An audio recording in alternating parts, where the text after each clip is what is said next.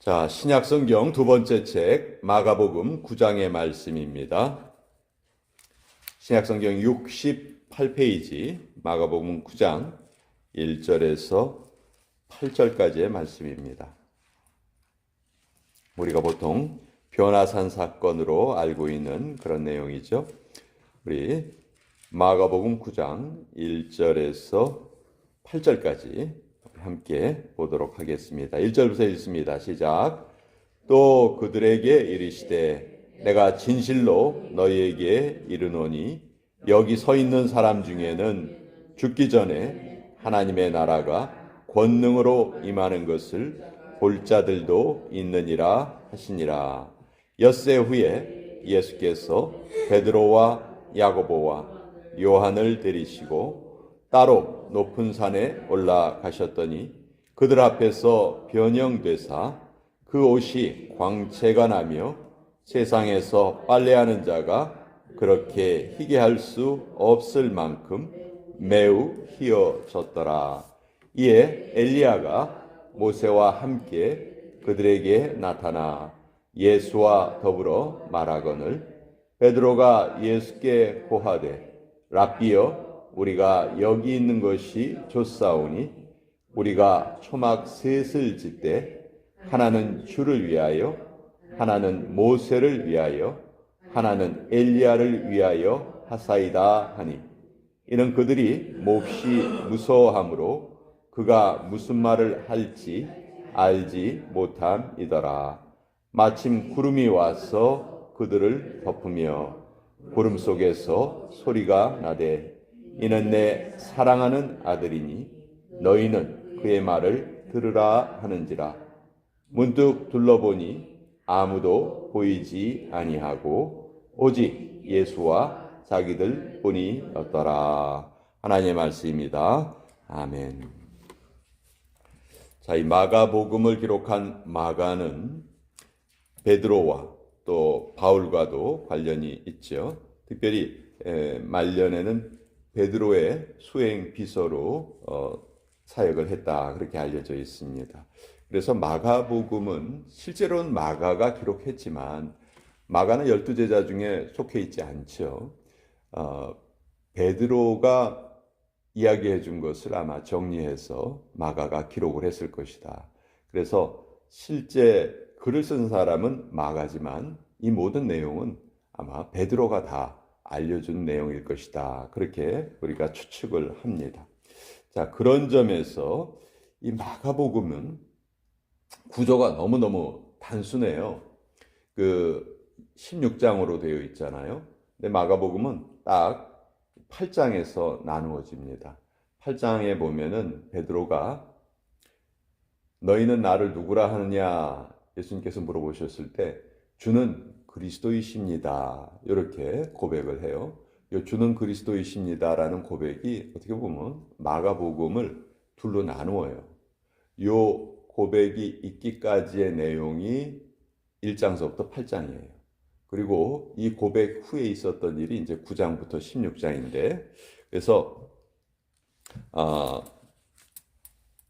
앞부분은 예수님은 누구신가 그를 묻고 있고, 뒷부분은 예수님을 따르는 사람은 누군가 요걸 묻고 있어요. 그래서 이 베드로의 신앙 고백이 너무너무 중요한 마가복음의 아주 핵심 부분이다. 우리가 그렇게 이제 마가복음을 구조를 나눌 수 있고요. 자, 오늘 내용은 변화산 사건으로 우리가 너무도 잘 알고 있는 내용이죠. 예수님께서 세 제자와 함께 높은 산에 올라가셨는데 그 제자들 앞에서 감히 인간이 상상할 수 없는 모습으로 변형이 되셨어요. 그 옷이 사람이 그렇게 희게 할 수 없을 정도로 희어졌다 이렇게 말하고요. 자, 그런데 마가는 사실 이 내용이 여러 곳에 다른 마태복음에도 적혀 있고 누가복음에도 적혀 있어요. 근데 오늘 마가가 적은 이 마가복음에서 저희가 좀 주목해서 살펴보고자 하는 것은 5절 내용입니다. 베드로가 예수께 고하되 랍비여 우리가 여기 있는 것이 좋사오니 이렇게 말해요. 자, 여기서 베드로가 예수님은 뭐라고 부르죠? 랍비라고 부릅니다. 랍비라고 불러요. 근데 8장 29절을 한번 보세요. 8장 29절에 보면 또 물으시되 너희는 나를 누구라 하느냐? 베드로가 대답하여 이르되 주는 그리스도시니이다. 이렇게 말해요. 자, 얼마 전에 주님은 그리스도입니다라고 고백을 했어요. 근데 지금 주님의 변형된 모습을 보고는 베드로가 뭐라고 고백을 하냐면 랍비여 이렇게 고백을 해요. 자, 요 차이를 우리가 좀 살펴봐야 되는데요. 이런 경우가 있죠. 어떤 사람들이 교회에서 만났어요. 뭐 중년의 남자 두 사람이 교회에서 만났다고 칩시다. 아주 대화도 잘 하고 서로 이렇게 친분을 쌓아갔어요. 그래서 한 사람이 내가 당신 일하는 곳에 좀 가서 좀 둘러보고 싶다. 그래서 얼마든지 오세요.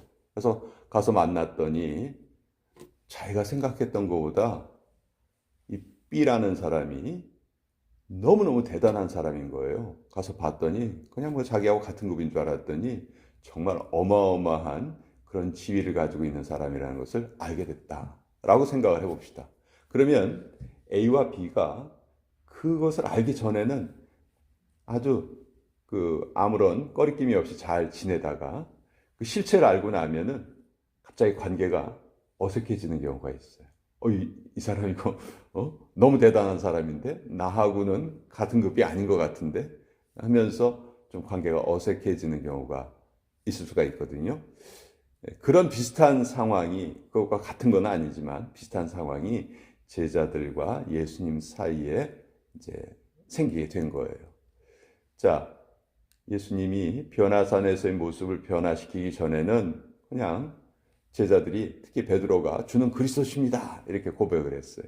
근데 그 그리스도란 말은 기름 부은 자라는 뜻인데 베드로가 이해하는 예수님이 자기들에게 오신 이유는 로마의 압제에서 이스라엘을 독립시켜 주시고 이 세상의 모든 먹을 것이 없는 자들에게 먹을 것을 주시고 그러니까 쉽게 말해서 이 세상에서의 왕국을 새롭게 세우실 분 그렇게 제자들이 이해를 한 거예요. 그러니까 제자들이 예수님이 세우실 왕국을 그렇게 알고 있었기 때문에 제자들의 관심은 무엇에가 있었습니까? 예수님이 왕국을 세우시면은 누가 그 밑에서 실권을 가질 것인가. 그래서 제자들끼리 서로 다투었다 이렇게 말하죠. 네가 첫째가 될 거냐 내가 첫째가 될 거냐 이거 가지고 서로 다투었다. 그러니까 제자들이 이해했던 예수님의 모습은 그냥 이 세상에서의 왕국을 세우실 분, 그 정도로 이해를 하고 있었어요. 그런데 예수님께서 하나님의 나라가 권능으로 임하는 것을 볼 자들이 있을 것이다 라고 말씀하시고 특별히 베드로, 야고보, 요한 이 세 제자들과 함께 산에 올라가셔서 자기의 실제 모습을 잠깐 보여주시는 거예요. 그래서 변형이 되신 거죠. 그랬더니 이제 베드로가 하는 말이 랍비여 이렇게 고백을 합니다.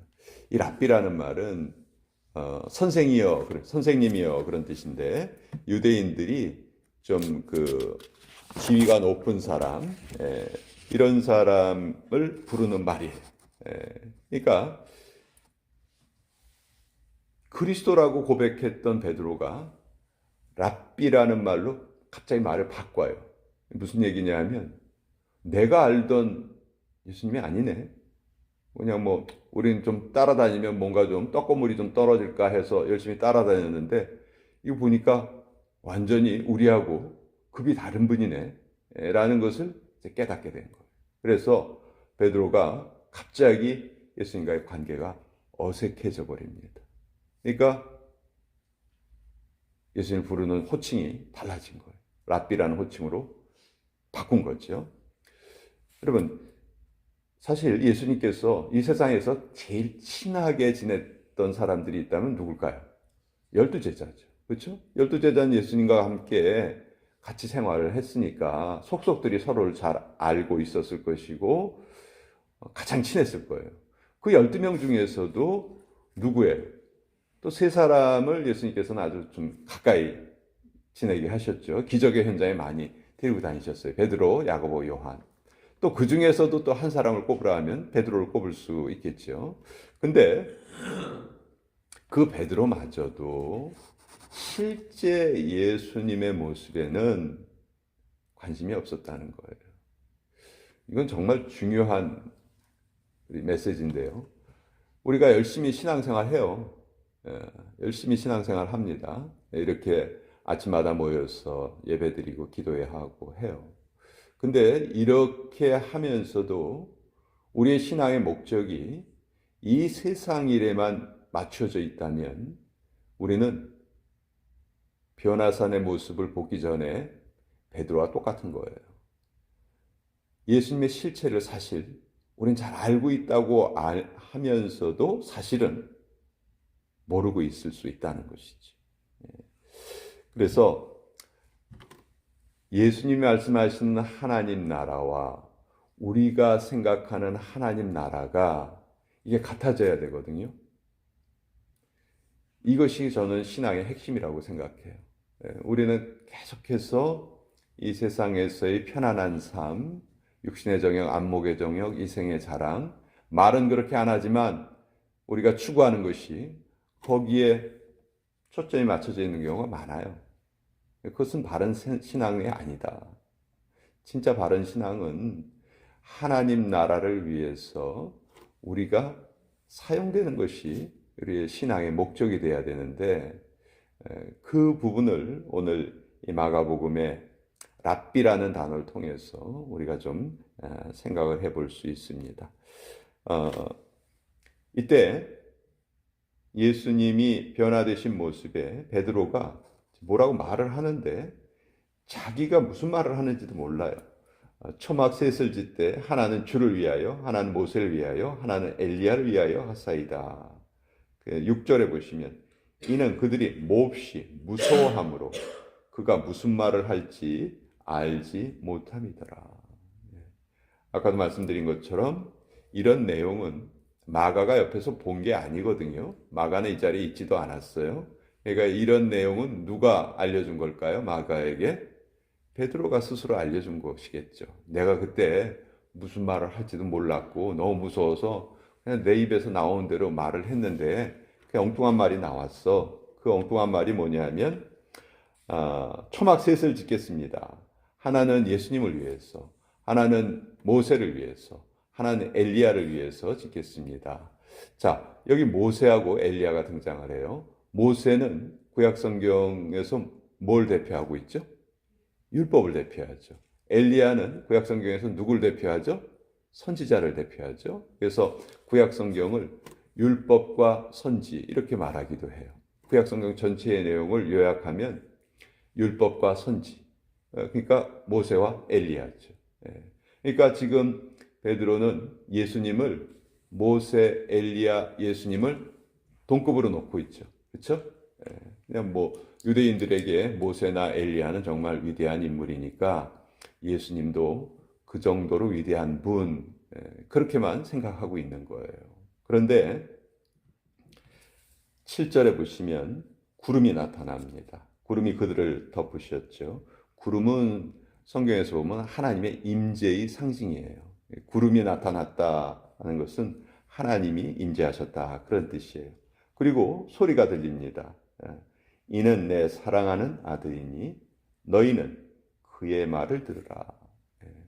자, 모세, 엘리야, 예수 이 세 분이 같이 이야기를 나누고 있었는데 호련히 문득 둘러보니 아무도 보이지 아니하고 오직 예수와 자기들 뿐이었더라. 그러니까 이들은 예수님을 그냥 위대한 인물 중에 한 분 정도로만 생각했지만 하나님이 하시는 말씀은 뭐예요?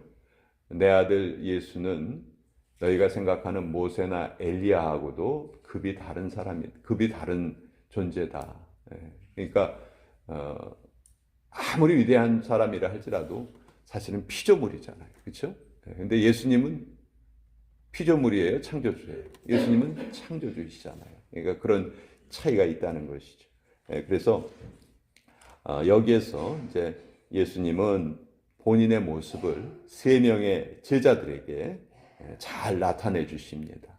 이것이 바로 변화산 사건이었고, 자, 오늘 우리가 알고 있는 예수님은 과연 어떠한 분이신가? 나는 지금 예수님을 나의 부족함을 채워주시는 분으로 이해하고 있나? 아니면 내가 예수님께 쓰임받아서 예수님의 마음을 기쁘게 해드리는 존재로 살아가는 그런 대상으로 알고 있는가? 이것이 오늘 이 변화산 사건에서 랍비라는 말이 우리에게 묻고 있는 내용이다. 이 말씀을 또 여러분과 함께 나누어 보았습니다.